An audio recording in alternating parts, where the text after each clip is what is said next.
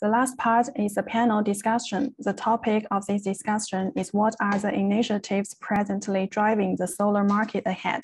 We have Ronny Izhak, he's COO co-founder of Recatch. He's also the moderator of this panel discussion. And Cymbalista, he's CEO of Environmental Sustainability of Innovation Lab. Hi, Ronny. Ronny, can you hear me? Hello. Oh, hi, Ronny. Hi, Ellie, can you hear me? Yes, I can hear you. Oh, okay, thank you very much. It's your turn.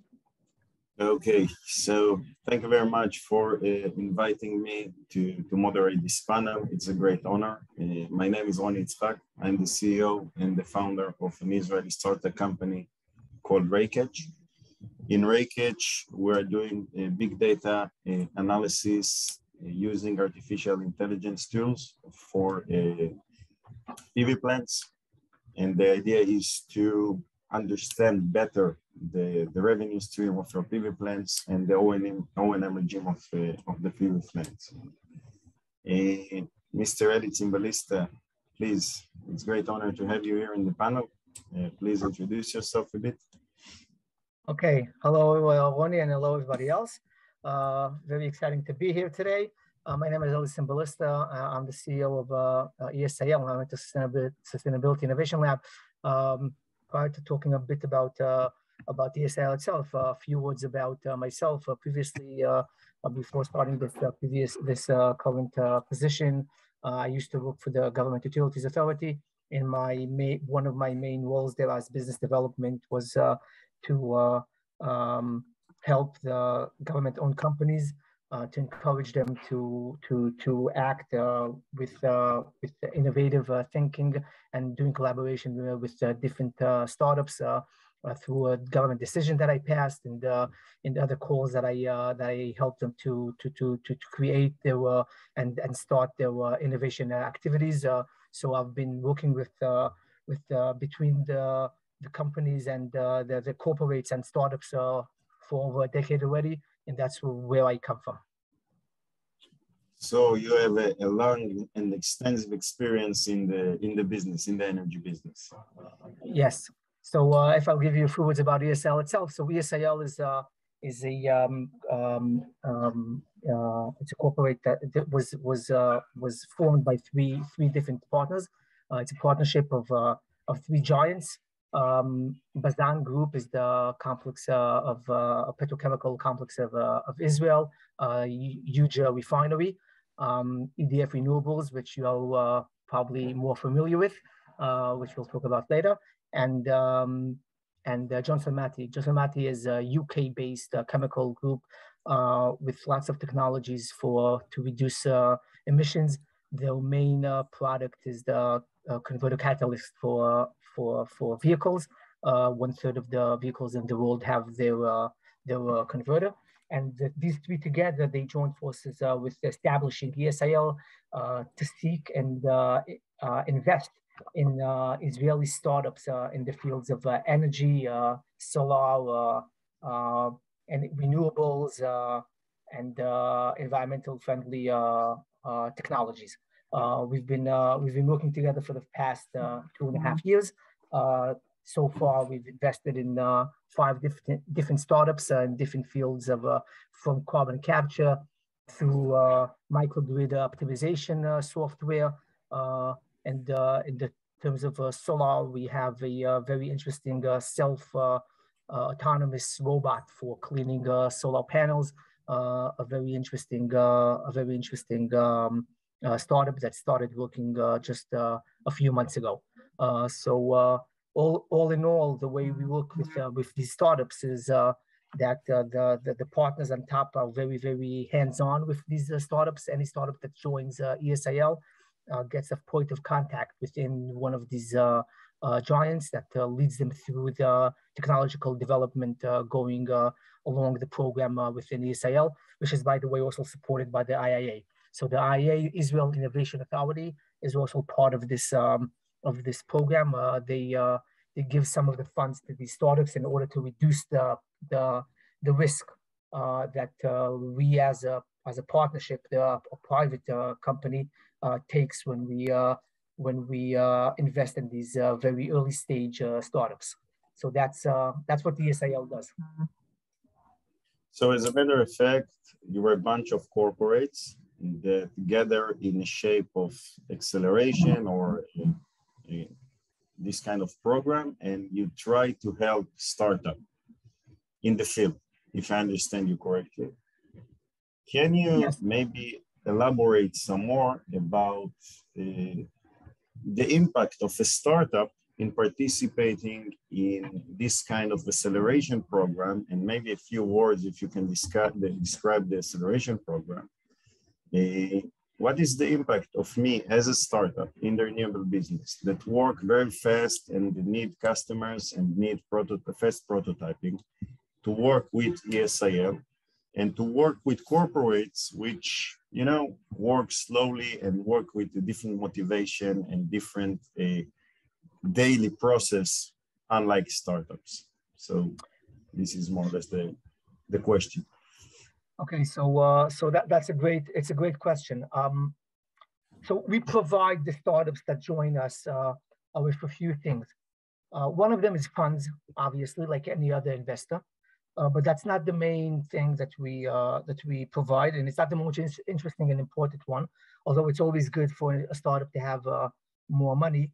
The ticket itself is not too high. It's approximately a few hundreds of thousands of dollars for a 1-year program.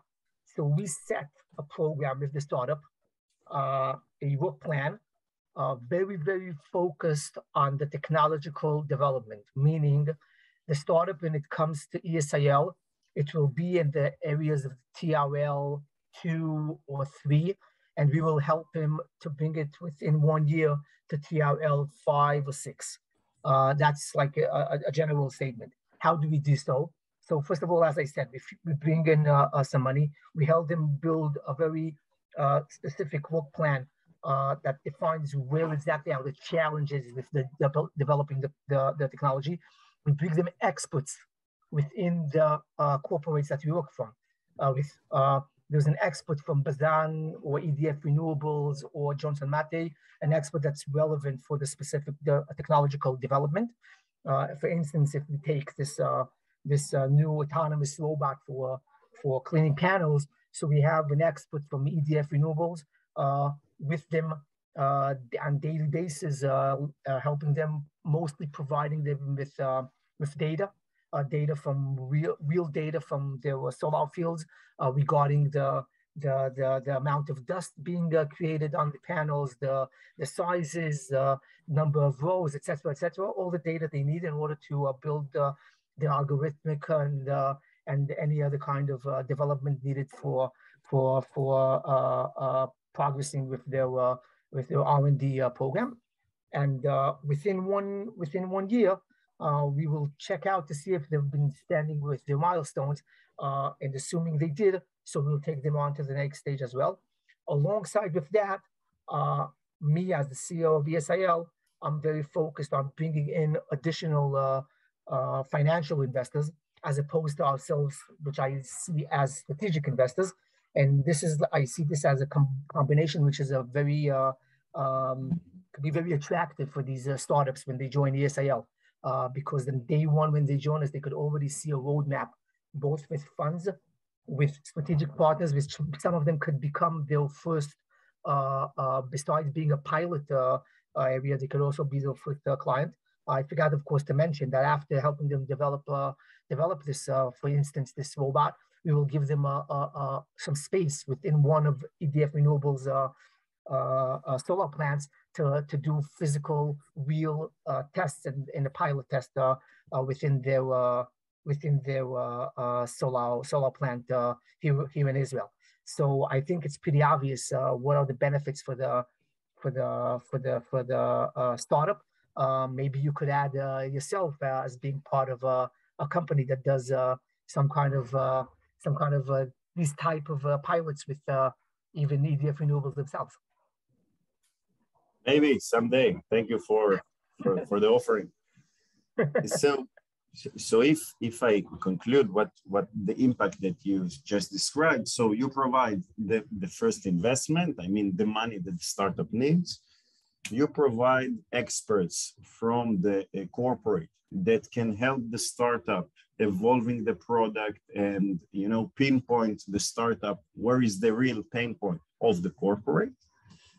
And in some cases, you provide a physical place to make the piloting, to make the proof of concept. Yes, facilities for conducting pilots and beta sites and whatever. Yes, exactly. And the question here, as a startup, I'm not looking only about corporates like your owners. I'm looking about diversified customers. And the first question is, do you think that this a discussion with your expert will narrow my solution, or you think that your expert can give me a wide and expansion look and atmosphere about the industry, that I can make a pilot which is very, very wide to all the total addressable market and all the customers? So that's the question.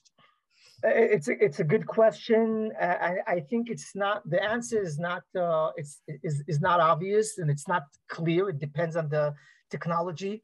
It depends on the specific solution. Usually these startups that come to us are not startups that came because of a specific challenge that we are targeting, one of our partners. It's usually would be challenges or pains that the entire industry have. As I said, for instance, if we take with this autonomous robot, so EDF Renewables, as being one of the largest players in the world in establishing and creating new solar fields, I suppose they'll pretty much build their fields pretty similar to the same way the other their competitors do as well. So I suppose the solutions and the developments of these startups that join ESIL will be applicable for their competitors as well. We don't take a large stake in these companies as well, so that which is in favor of the founders. We understand that there could be some kind of a conflict here between us as a corporate and the startup itself, and we try to leave this conflict aside by taking a very minor stake of the company. The idea is to be exposed to the technology and be part of the development of it. And of course, we get some kind of advantage by helping them through the specific facilities of our partners like EDF Renewables. But I don't think, in general, at least, I don't think it's something that's supposed to avoid them or keep them in a very narrow area of a solution that fits only EDF Renewables, for instance. Most of the companies, the startups that we've worked with so far, are building, and we are helping them to build a solution in the wide space. And this is, by the way, one of the reasons that I make a lot of intent on adding additional financial investors to these programs, because the financial investor, he has the large picture of the potential, the market potential of the company. He won't let me take the solution towards a very narrow place of the specific corporate that I'm working with. So this is some kind of a balance that I think could answer some kind of conflict if it may arise along the way. And the working pace, I mean, can you help the startup, which is fast pacing because we are chasing customers and money? Can you help them with or in front of the corporate for them, to work in the pace of a startup? If we're talking about piloting, if we're talking about due diligence, if we're talking about any different tasks that startup should and will do in front of these corporates, because from my personal experience, this is a major problems for startup to put the dimes on corporate. It's very hard to progress. It's very slow. And in the energy business, the corporates are very massively and slowly. So how do you help from this perspective, or what is your approach for this perspective? I'm so happy for you to ask this question. When people ask me what's my biggest challenge as the CEO of ESIL, I tell them it's being in between the very fast-paced startup and the pretty slow corporates on top, because that's the way, that's the reality. And being able to gap over this tension is that's my main challenge. So we try to tackle this with a few ways. The first one is by building, as I said before, we are very, very focused on the work plan. We will build a work plan for 12 months or 6 months or whatever, and both sides will sign on this work plan, meaning also the people, the point of contact within the corporates that's helping us, who are helping the startup side by side, they will be giving me their approval that this work plan is something they could support. And they will need to be able to deliver their side in the development. So that's one thing that I did in order to reduce a little bit this gap. To tell you that it reduces everything, of course not. And that's my day-to-day business. That's what I do. I try to force the people within the corporates to be a little bit faster. I try to explain to the founders of the startups that sometimes things are a bit slow. But this is this is part of the cost, I would say, that a startup needs to bear when he joins when he joins and he collaborates with the corporate alongside with the benefits that he gets. Yes, I definitely agree that this is one of the things he needs to take into consideration. But at the end of the day, it's people. It's people who are doing this. Okay, so my personal relations, both with the startup and especially with the people within the corporate, me personally, I'm in touch with them. I don't connect a person from the corporate with the startup before I talk to him myself, and I see that he's also enthusiastic about supporting this startup, because it's most of the time it's an interesting thing. It's something new that these people are not involved with, and I make sure I do some kind of expectation conversation, making sure that they have the ability to support the startup with the pace. So this is the max. I mean, I try to do everything I can in order to reduce this, and I'm open for other suggestions as well. By the way, whenever a startup tells me he would be happy to do ABC, I'm there for him. I totally agree that it's all about people and it's all about personal relationships. And if you manage to mitigate this challenge by personal meetings and personal people that you know in the corporates, and they help you personally and you help the startup, I think this is the golden triangle. Maybe the last question from my side. As a startup, let's say I want to take my startup and join ESIL. What do you think will be the major challenges joining your accelerator? Again, could you repeat the question, please? Yes. What you consider the major challenges of a startup joining your acceleration program? Challenges. We understood that the corporates, it's not a challenge. We know that money and investment, it's always a challenge. But at the end, I need to choose if going to your acceleration program or a different acceleration program. So what will be the challenges in your section? So I think one second, Ronny, one second.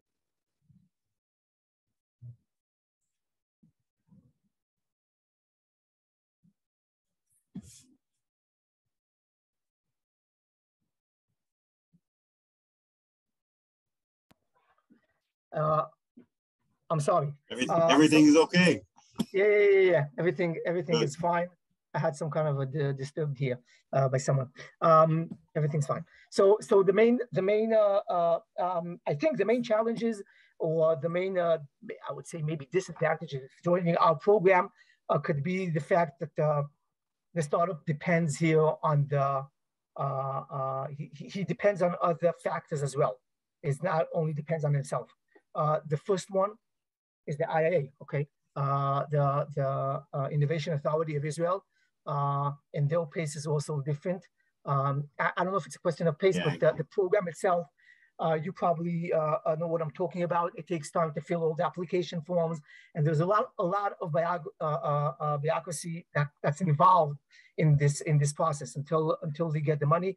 It could take a few months, about 3 months, until the startup actually joins the ESL program.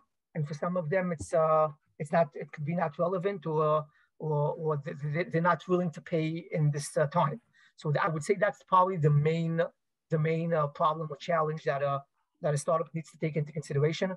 Another thing is that the money given to him by the IIA is given.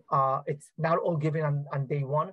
It's all being done along by standing with the different milestones that are in the work plan, which means that the money is less flexible. Another reason why it would be good to have a financial investor joining in as well. But that I see that as the main problem. And of course, at the beginning, before we start working together, besides the IA itself, also within the corporates, I admit, it could take time until we find the proper people within the corporates that will be helping, leading, being the point of contact for this specific startup. It takes time because we want to address the most accurate position and professional figure who will be helping us, and that could definitely take some time, because that definitely goes with the pace of the corporate. It's not the time where we started working yet. So until we start working, paces could be a bit slow. Once we started working, as I said before, we try to move things much faster, and that's definitely something the corporates need to take into consideration. Another thing is, as I said, there could be some kind of a conflict from the startup's perspective, in terms of the competitors of our partners, when he wants to join forces with them as well.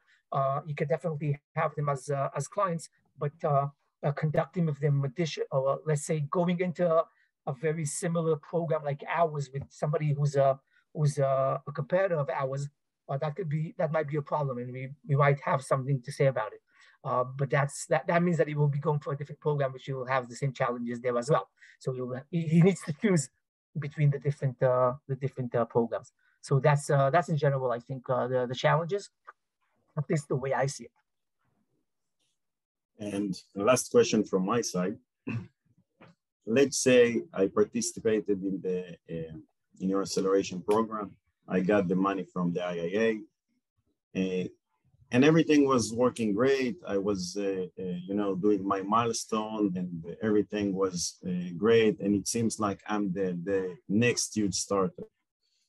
Does the corporate or your different investor will invest the next round of money in the startup, or help investing the next round of money in the startup?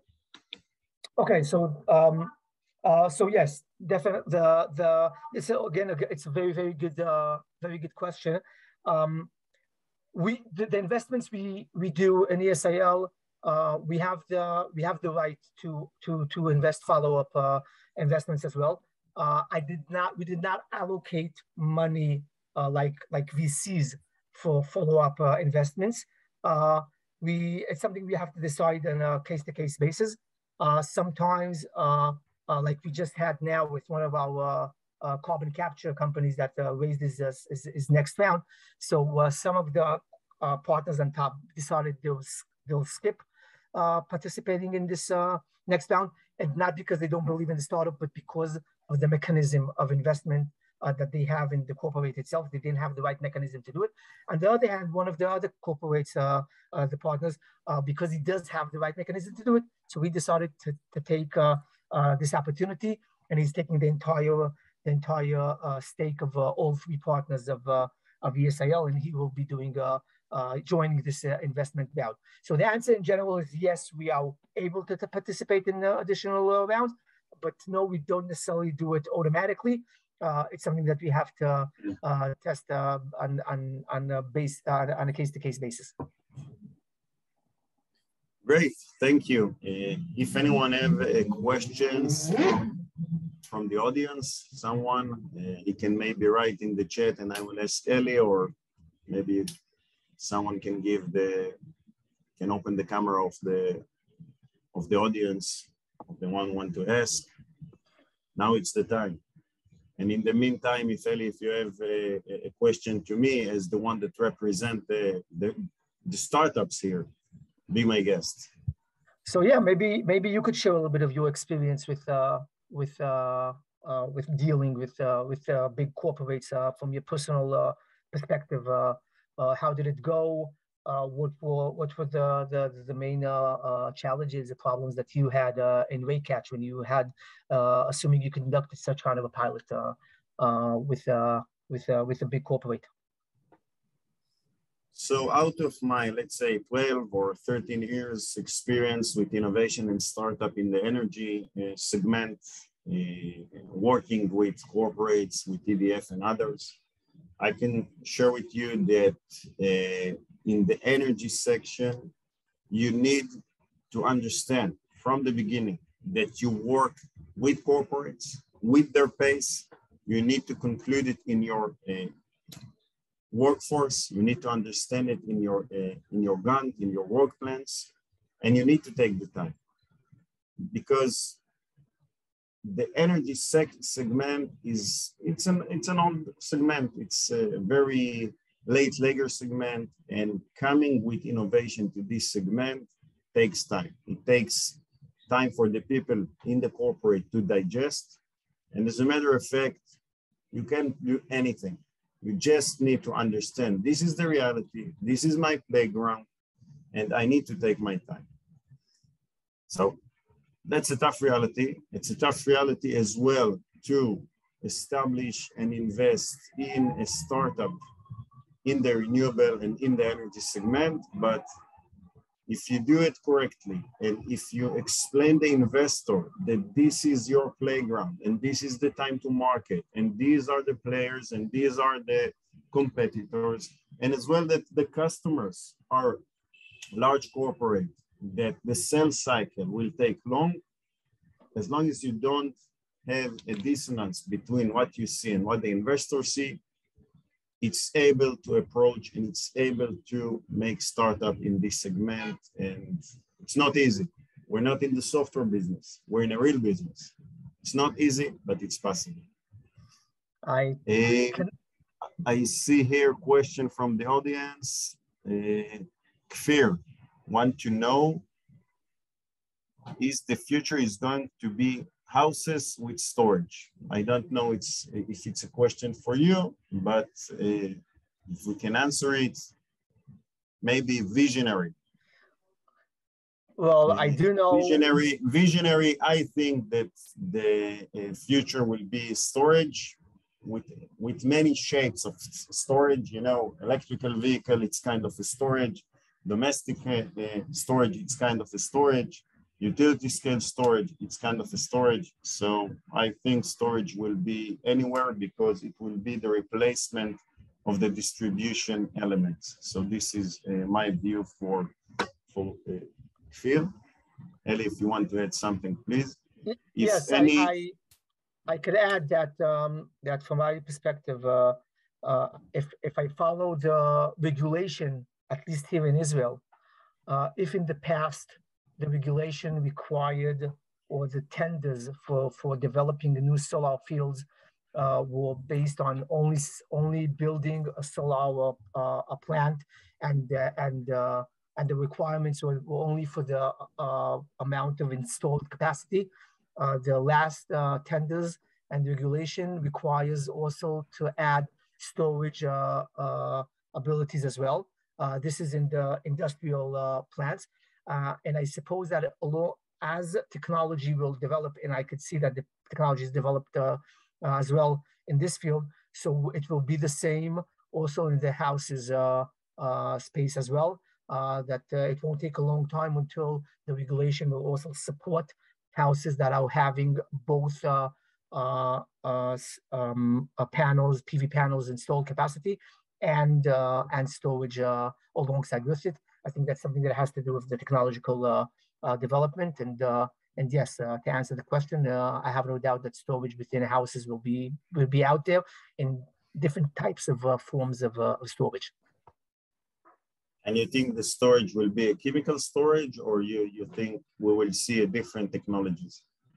So I think there will be different technologies. There's only, I don't think there's one type of technology in almost anything that will be the killer application technology. There could be different types of technologies for different locations of geography, could be relevant for different types of storage. Rooftops is one type, ground-based is a different type. So some technologies that are relevant for the rooftop, not necessarily relevant for being installed on the ground because of footprint, because of the materials, because of many other types of consequences. And that's why I think there's room for all types of technologies. You mentioned yourself, the car itself could become a storage device as well, but somebody has to manage that and make sure that it's being managed properly, etc. So I suppose also here it could be different types of technology, and all of them will have room to be. Each one is suitable for something else. Great. So, Ellie, thank you very much. Thank you for the time. It's been a great panel. I enjoyed it very much. Thank you very much, Ronny. For Energy in the Box, for arranging this kind of webinar, and thank you for, made us participate in this panel. So Energy in the Box, I think it's your turn now.